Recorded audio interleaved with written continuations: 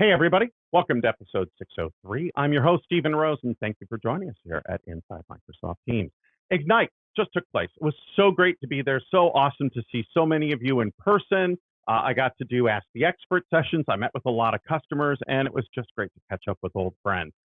We announced a lot of cool new features across all of our products, especially Teams Premium. And I thought, what a great way to start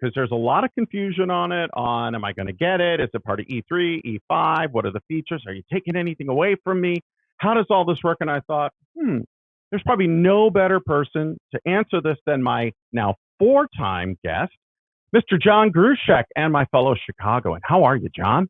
Hey, Stephen, doing well. Thank you so much for having me, and thanks to your community for having me on again. Absolutely. So let's talk Teams Premium.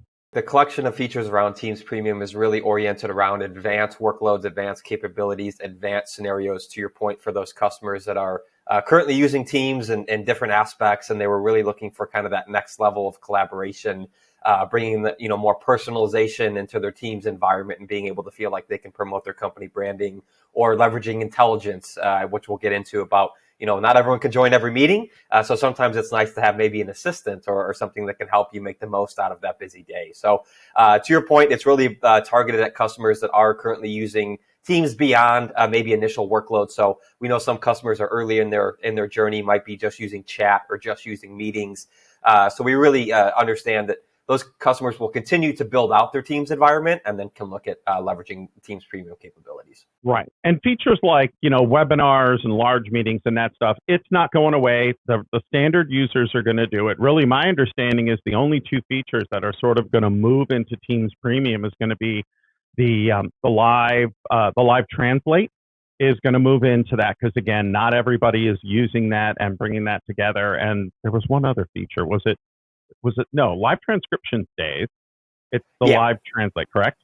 Yeah, just live caption translation will move into Teams Premium, correct? Got it. But the great thing is, for everybody, all the rest of the features that you're playing with, unless you're in one of our really, really advanced programs, and we did have some folks play with some of the features coming to Premium, you're not really going to be losing anything. But there's so much that you're going to be gaining. And what's great is, as I talk to folks across executive briefings and at conferences and in keynotes, so many of the things that some of you have asked for, which are very, very specific, are now going to be showing up in Teams Premium. So let's set the stage. First of all, when is Teams Premium going to hit? When can people start to play with us and start to see this before we dig into features? Because we just made the announcement. Yeah, fantastic question, Stephen. We're looking to bring a public preview availability in early December at the end of this calendar year. And then we expect to have Teams Premium as an offering generally available in February of next year. So February 2023, about 4 or 5 months from now. Okay. And folks will get a few months to play with it for free to see if it is something that they really need, or if they can work around it, or, hey, there's a lot more value than we thought here. And I'm going to assume we're going to continue to add features to Teams Premium as time goes on and continue to bring more value to that, correct? Correct. Yeah. And we'll actually, to your point earlier, we'll continue shipping features as part of core Teams or Teams Basic. And we'll also continue shipping features as part of Teams Premium to support both those customer journeys. And correct, the public preview that we'll bring will be free for customers to use. So whether IT wants to kind of dive into the tenant and set some stuff up, or whether they want to actually start rolling these features out to customers in public preview, we'll give customers that flexibility. Good. So watch for that. Do you need to be an insiders, or how will folks be able to get a hold of that or give it a try? Yeah, another great question. At this time, we plan to surface the trial through the Microsoft 365 Admin Center. So similar to some other opt-in or enrollments through the Admin Center, you'll see that trial there. Okay, cool. And we have a blog we'll post at the end, a bunch of links where you can learn all about this. But let's dive into it. So let's take a look at Teams Premium. All right, so Microsoft Teams Premium. Here we are. We have this very attractive looking graphic, and we have a bunch of little things at the bottom. How does all this tie together? And then I want to dig in deeper to each one of these areas. Yeah, great way to start. And we'll actually start from the bottom up. One important aspect to this was making sure that these three key areas float across the type of meetings that our organizations and customers are going to be having. So we want to make sure that whether you're in one-to-one meetings, one-to-many, webinars, virtual appointments, they're all more personalized, more secure, more intelligent for the way that your organization works. Well, let's take a look at our first new feature area, Intelligent Recap. Yeah. So intelligent recap, again, starting with the idea that we really want to make sure that people can make sense of the meetings, whether they're inside them or not. So one of the really cool parts of intelligent recap is automatically generating these chapters and insights that can help you catch up. So a key item is like maybe when your name was mentioned, when a screen was shared, or maybe even when you left the meeting early, so you can pick back up in that recording and understand kind of that key concept that you missed. Another area with Intelligent Recap that we innovated on was making search smarter with suggested speakers based on who you work with. So, Stephen, you and I used to work on a team together. And so if I missed a meeting that you and I were both in, I'd probably want to understand some of the key areas or talking points that you landed. So, again, really trying to make those recordings smarter so you don't have to watch the entire recording. You can kind of jump to those points that are more relevant and important to you to catch up on. Okay. So currently, folks can and still will be able to. You can go into the stream recording or into the Teams recording. You can type in a word. You can search the transcript and do a search and look for that. And that's not going to go away. What this does is if you have multiple meetings or you're out on vacation for a week, this is not only going to summarize them, but tell you what those areas are. And is it correct? Is it my understanding that you can also be automatically assigned or can assign to-dos to people? How does that work within this?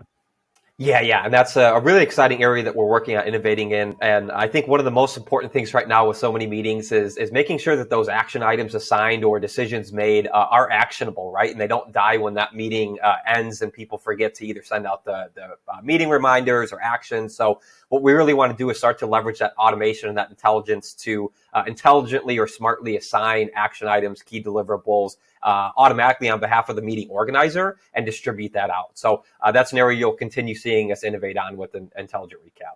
Awesome. So if you've got 3 meetings, you miss one, now you'll be able to go back to the invite and you'll see the recording, the transcript, who was in the meeting. You'll see any notes that were created, and you'll see a lot of AI automatically generated points, which will be important to you, which you can review, or action items that have been assigned to you or other people, and really get a good feel for what you missed without having to start going through those recordings and doing that. That's part of that automated AI feature, leveraging the graph in doing that, correct?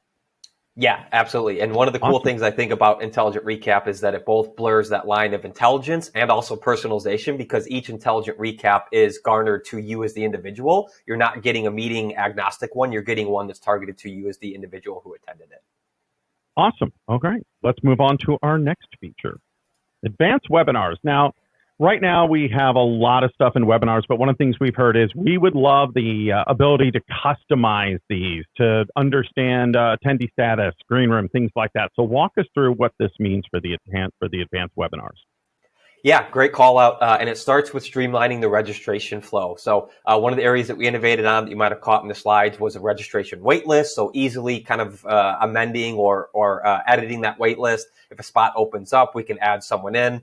Stephen, you're not unfamiliar with Ignite or large events. You know how important it is to make sure that there is extra capacity or someone drops, we can easily get that person into the webinar or the event. So again, making sure that registration is easily manageable through the admins or the organizers.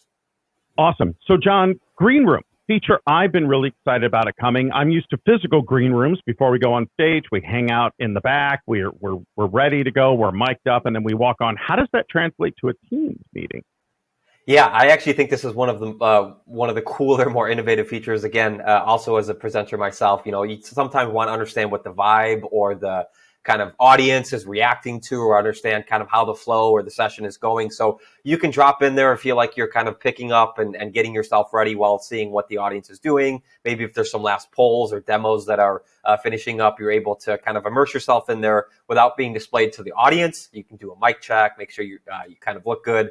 And so again, it really is a virtual green room that is a nice way to prepare yourself for the webinar and have a very seamless transition for those attendees.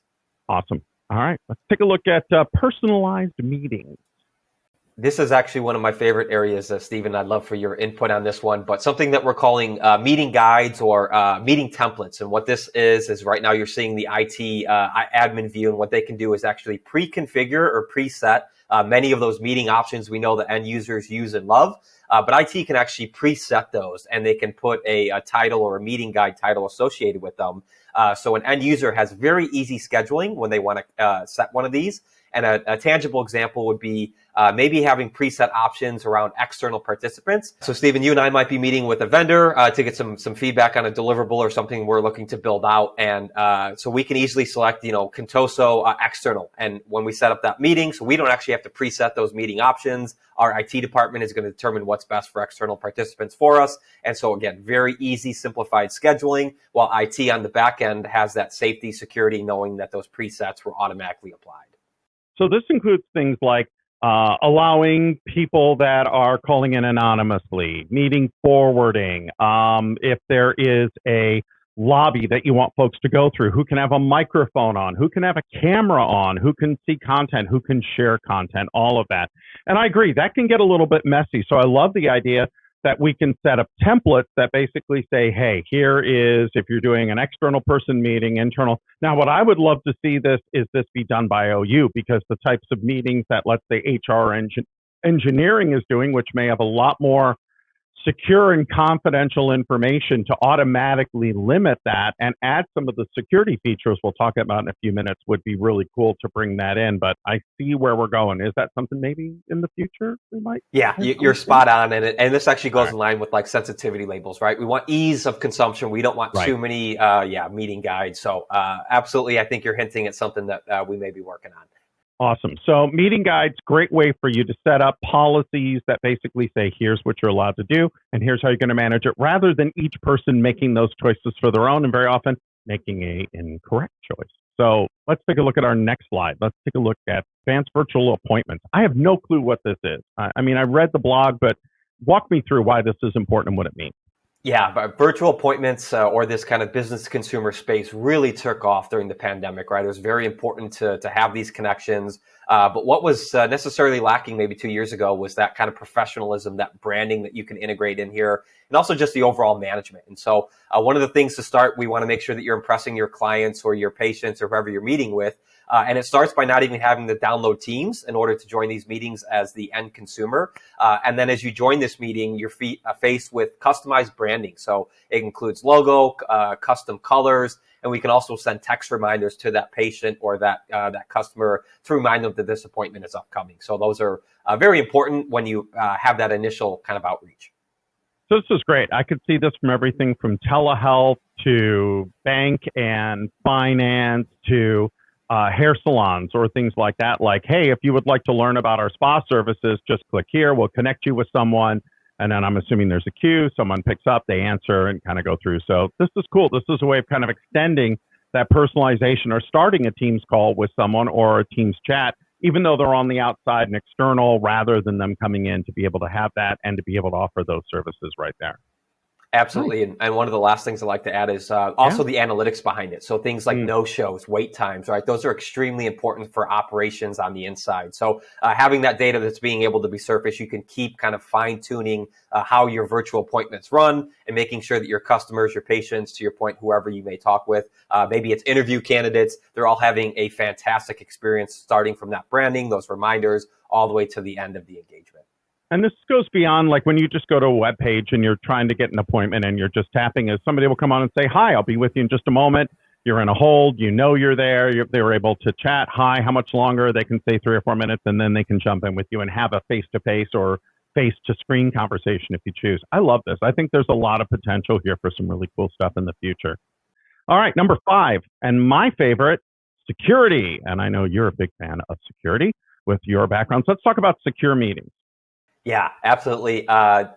Security was top of mind. That never goes away, right? And one of the interesting that happened when the pandemic started was many in-person meetings that, used to have let's say a big bodyguard guarding the door and making sure they can check identity. Those had to be in virtual now, right? So we can't necessarily have the same sense or the calmness that the meeting is secure when everything is virtual. And so we wanted to add some protections around that.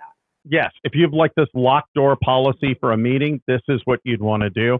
So there's a few things here. I love the fact that we have a URL or a watermark on the screen. Is this something that we may see as being customizable in the future, where we can make a unique watermark for every meeting? And that way, if somebody took a picture of the screen or a screenshot, we would be able to trace it back to that meeting or to that partner or to that customer. Yeah, that's fantastic feedback. And it's what we heard from customers early on is the ability to customize this watermark. As of today, it's going to be each attendee's UPN. So it's easily, uniquely identifiable for who may have taken that picture. But we've gotten feedback on customization to this. Maybe it's just a company image. So again, I want to be clear at launch, we will have just the UPN for each attendee. But it's something we're working on. And also, if an anonymous caller does dial in, they will not actually be able to see screen share or see other video attendees. That's to protect the content of the meeting. So they can still hear voice, but they will not be able to see any screen shares or any video because we can't apply their UPN to that watermark. Got it. And I see a verify end-to-end encryption code. Is this so? Why would we need this? I understand I could read it to you and you could tell me what you see on your end, but why is this important? Yeah, and this for end-to-end encryption, you'll see this across the industry, and we want to make sure that if you or I are at a meeting, Stephen, that we really were concerned about the privacy, or perhaps someone, a non-intended party listening to this call, you and I would be able to verify and recite this code back to each other to align that the essentially cryptography is secured, and that we're the only two in here. So yeah, this is end-to-end encryption for online meetings is something that is very use case specific. It is not broad organizational, but was something that we heard customers asking for. Right. So what else? Are there any other features as part of this advanced meeting protection besides that customizable code and the end-to-end encryption code? Yeah, two quick ones I'll name. One is just who can record, being able to make sure that we can restrict who can record those meetings, again, based on sensitivity, hooking back to those meeting guides we talked about based on your audience. And the other is continuing to invest in our sensitivity label. So right now you can bring sensitivity labels into Teams for your, apply them to a team to restrict guest access or privacy. And something new that we just innovated as part of Teams Premium is the ability to apply sensitivity labels to a Teams meeting. And what this will do is actually preset meeting options similar to those meeting guides. And so the really nice part about this is compliance admins can go and edit their existing sensitivity labels. And inside of that UI, they will see a new flyout that will be for editing Teams meetings. And so again, maybe when we have a confidential label, we want to restrict things like we send all guests or non-organizational members to the lobby, decide who can record, limit chat. You named a bunch of them. But again, we really want to leverage the sensitivity labels here for customers. Awesome. So Teams Premium, we have a blog. We're going to put it up on the screen in a few moments where to go dig in a little bit deeper on all these features, where to do it. But this is really just the beginning. This is, again, features that not everybody is going to need.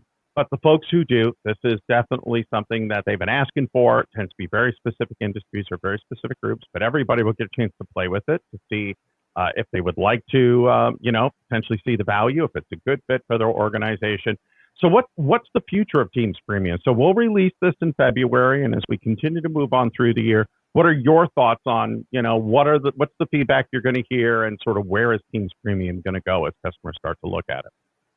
Yeah, I love that question, Stephen. And of course, we'll keep innovating in those three core areas of personalization, intelligence, and security. Right now, I think folks will probably be able to put together that this is oriented right now around meetings. That's what's most important to people. We've seen all the data and trends that meetings have skyrocketed. Everyone's in more and more of them. But I believe the future of Teams Premium will continue to invest in meetings, but also start to bring advanced capabilities outside of just meetings, webinars, virtual appointments. So I can't share too much, but naturally, right, we'd go to things like chat and collaboration. So nothing to publicly share right now, but I want to be clear, Teams Premium at this time is meetings oriented. That is not our long-term vision for it. It's much more robust. And to your point, it's around supporting customer needs and trends and what we see going on in organizations. So one big part of this is continuing to work with our top customers, organizations, and understanding what they're looking for, what can help them collaborate better.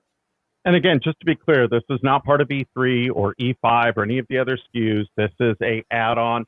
I'm assuming at some point this will also come to our government clouds, and I figure. That's actually a great call out, Stephen. We plan to support all kind of verticals, industries, so not just our enterprise customers, but SMB, EDU, GCC. The GCC high DoD clouds will take us a little bit longer, so I can't commit to that timeline yet. But we are intending to release this actually to GCC in early February as well. All right. I want to thank my guest, John Gruszczyk. John, always great to see you. Always great to have you on the show. Thank you, Stephen. Thank you, everybody. Teams Premium. Lots of great stuff coming in the future, so make sure to check out the blogs, all of that. From everybody here at Inside Microsoft Teams, I want to thank all of you for continuing to watch, for giving us your feedback on what would make a great next show.